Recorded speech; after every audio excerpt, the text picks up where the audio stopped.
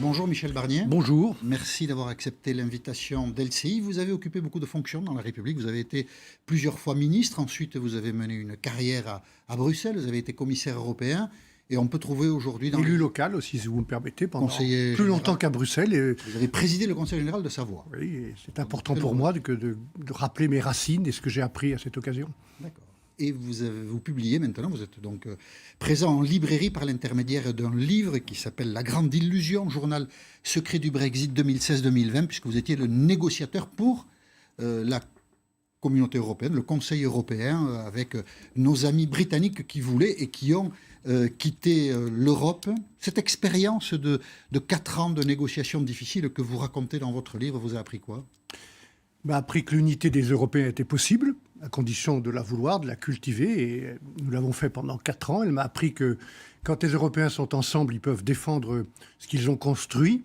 Malgré le départ des Britanniques, nous avions un devoir qui était de préserver cet écosystème européen qui fait que M.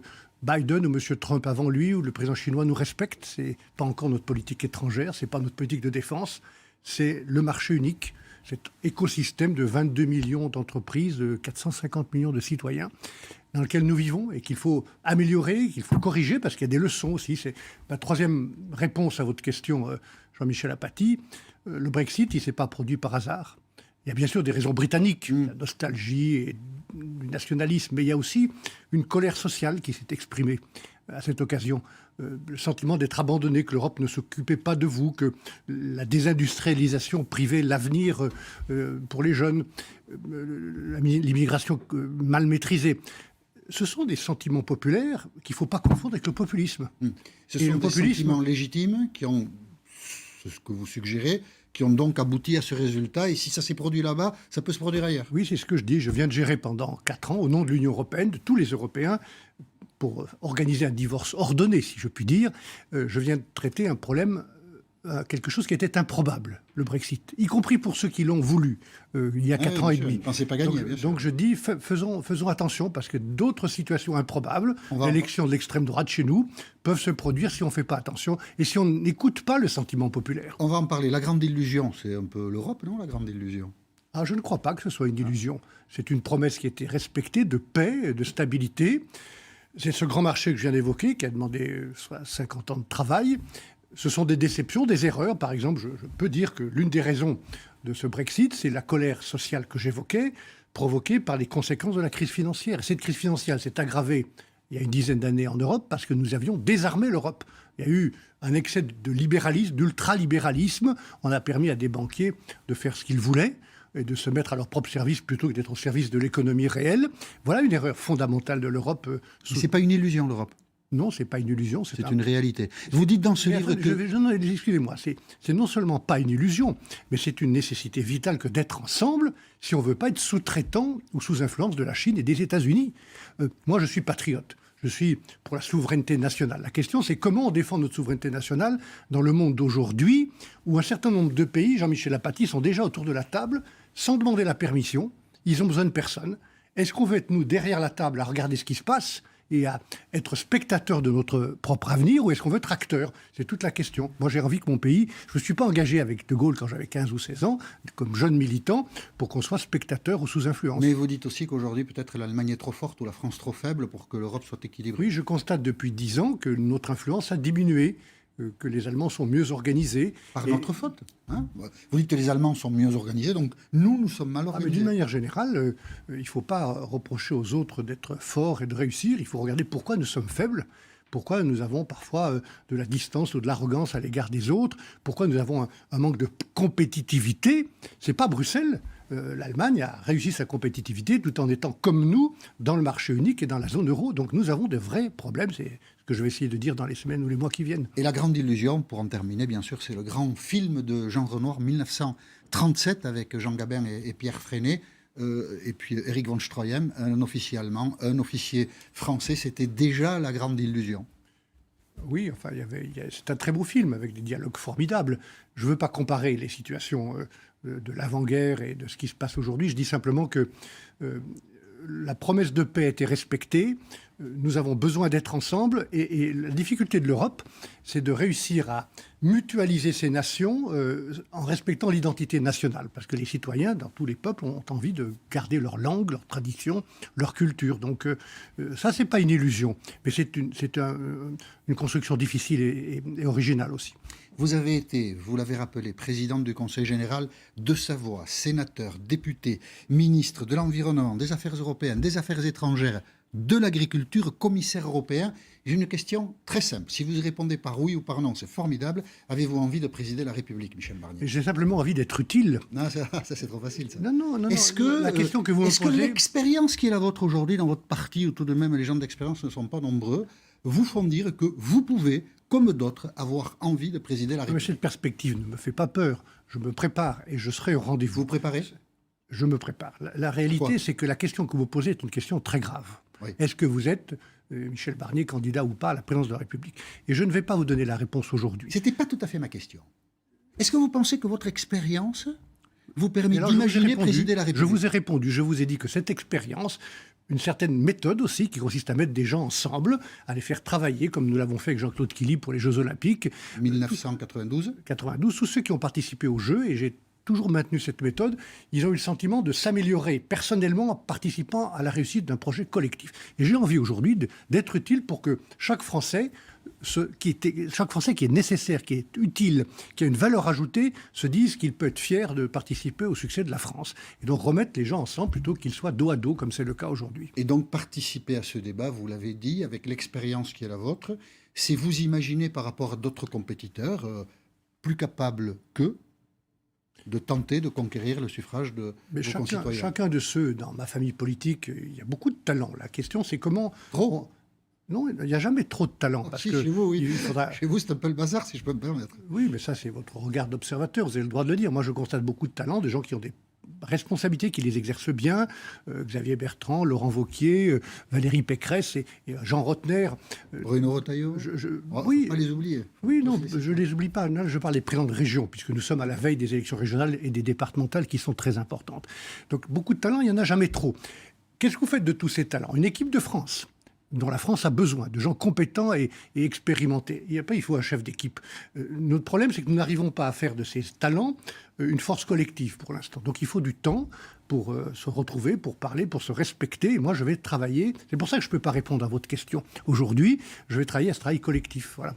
Puisque vous évoquiez mon statut d'observateur, je vais vous livrer ce jugement. Sans doute aujourd'hui, les citoyens français attendent beaucoup de choses en matière idéologique ou de positionnement du parti qui est le vôtre, les Républicains, parti de droite républicaine qui est sans doute au cœur de beaucoup des pensées des Français. Et ce parti est incapable d'être un grand acteur de la période. Il n'y a que du désordre chez vous. Il n'y a que du désordre, des bisbilles. Les uns pactisent avec la République en marche, les autres fricotent avec le Rassemblement national. C'est un spectacle incroyable que donne votre parti. Non, mais je suis conscient de la difficulté dans laquelle nous sommes. Nous ne sommes pas complètement remis. Nous sommes en convalescence depuis l'échec de 2017, qui a été très grave. Pourtant, nous avons un groupe parlementaire important au Sénat, le plus important, à l'Assemblée nationale, actif, des députés européens, énormément d'élus locaux. Et donc, tous les enjeux et toute la responsabilité collective qui est la nôtre, c'est d'incarner, de trouver comment désigner un chef d'équipe qui... Et en 4 ans, vous n'êtes pas parvenu? Vous n'êtes pas parvenu? Non, force est de constater que non. Moi, j'étais un peu à côté pendant 4 ans. Donc, je vais voir si en revenant dans ce jeu et en participant à un travail collectif, même le moment venu, vous savez, vous l'avez rappelé, je suis montagnard, j'ai l'habitude de mettre un pas devant l'autre et de faire attention où je marche en regardant le sommet. Le moment venu, mais enfin le moment approche, le calendrier... Oui, vous l'avez bien observé. Le calendrier se rétrécit. Les propos de Guillaume Pelletier, qui est vice-président des Républicains, dimanche au grand jury LCI, ont suscité beaucoup de débats à propos des fichiers S, des emprisonnements préventifs sur la base de soupçons avérés avec des institutions judiciaires spéciales, pas de possibilité d'appel. Ça a effrayé beaucoup de monde. Ça a peut-être suscité ici ou là l'adhésion, mais ce que l'on a entendu, c'est une forte réprobation. Qu'avez-vous pensé des propos de Guillaume Pelletier, Michel? Mais je ne les partage pas, je n'approuve pas cette ligne. Je crois que l'état de droit qui est au cœur de notre pacte républicain doit être respecté. Donc je regrette qu'il soit exprimé à titre personnel alors qu'il est vice-président de notre mouvement. Donc il faudra qu'il s'explique, il va à l'occasion de s'expliquer. Et je pense que dans le moment où nous sommes, qui est un moment très grave pour nous, vous l'avez dit, il faut que chacun soit responsable. Pourquoi le moment est grave? C'est parce que il me semble que la possibilité d'une élection de l'extrême droite est là, que les conditions se réunissent, et qu'une manière de prévenir cette situation, c'est précisément que la droite républicaine, dont le projet, les valeurs, les idées sont au cœur de ce que souhaitent les Français aujourd'hui, soit capable d'être incarnée, d'être personnalisée par un candidat crédible. Parce que si cette droite n'est pas capable de se présenter au premier et au deuxième tour, alors il faut craindre le pire pour le deuxième tour. Voilà ce que je pense. Donc nous avons cette responsabilité. Je ne peux pas vous dire autre chose, sauf que je vais travailler à ce travail collectif. Voilà. Ouais. Est-ce que vous souhaitez que Guillaume Pelletier abandonne ses fonctions de vice-président pour éviter les ambiguïtés? Ou bien il les abandonne, ou bien il comprend que quand il émet des idées comme celle-là, en étant vice-président de cette famille, il doit en parler avec nous, avec ses collègues, avec les autres. Ça doit être une expression de Et donc il ne l'a pas fait, il a fait une faute. Voilà, je pense qu'il a fait une faute, je pense qu'il en est conscient, et nous allons nous expliquer avec lui, mais franchement, je veux dire simplement, c'est le moment de la responsabilité collective et individuelle. Si l'hypothèse, vous l'avez évoquée, d'une élection de Marine Le Pen n'apparaît plus farfelue, que c'est une possibilité, ça veut dire que beaucoup de vos électeurs vont voter pour elle? Mais c'est déjà le cas. Ben, ça va être encore plus le cas. C'est ça qu'il faut prévenir par une offre. Mais ça veut dire que vous avez une proximité peut-être? Moi, je n'ai aucune proximité. Qu'est-ce qui vous Michel sépare Apathy, si vous voulez bien le comprendre, dans le Front National a une histoire qui n'est pas la mienne. Depuis mon propre engagement derrière le général de Gaulle comme jeune militant, il a des valeurs qui ne sont pas les miennes. Et de mon point de vue, je veux être très clair, il n'y aura jamais aucune faiblesse, aucune compromission avec les thèses de l'extrême droite, jamais. En revanche, un homme politique, et j'en suis un, et fier de l'être, doit apporter des réponses aux questions que se posent les Français, doit apporter des solutions aux problèmes qui se posent à la France, et le faire lucidement. Moi, j'ai tout au long de ma vie, depuis la Savoie jusqu'à Bruxelles, en passant par Paris, essayé de regarder les problèmes qui se posaient et de trouver des solutions, y compris dans le moment que je décris dans ce livre du Brexit, dans des sujets très graves, comme la paix en Irlande. J'essaie de trouver des solutions, calmement et avec tout le monde. Et c'est ce que je fais aujourd'hui sur les grands enjeux de l'économie, de l'autorité de l'État, de l'immigration. Remettre les Français ensemble, voilà les grands enjeux de notre pays. C'est ça qui m'intéresse. Marine Le Pen ayant cessé d'être anti-européenne, comme elle a pu l'être, qu'est-ce qui vous sépare d'elle? Mais presque tout me sépare d'elle. Et je n'ai pas envie de me déterminer, permettez-moi de vous le dire, et vous ne m'amènerez pas sur ce sujet et sur ce terrain par rapport à elle, ni par rapport à d'autres. Je me déterminerai par rapport aux problèmes des Français. Il y en a marre, M. Apathy. Il y en a marre que les hommes politiques ou les femmes politiques se parlent entre eux et seulement entre eux. Moi, j'ai envie de parler aux Français. C'est ça qui m'intéresse. Vous avez anticipé ma prochaine question. Qu'est-ce qui vous sépare d'Emmanuel Macron? J'ai cherché un peu, je n'ai pas trouvé. Peut-être que j'ai Oui, mais il faut vous chercher un peu plus longtemps et plus sérieusement. Il est européen, je le suis aussi. Je n'ai pas attendu qu'il soit là pour être européen, pour tout vous dire.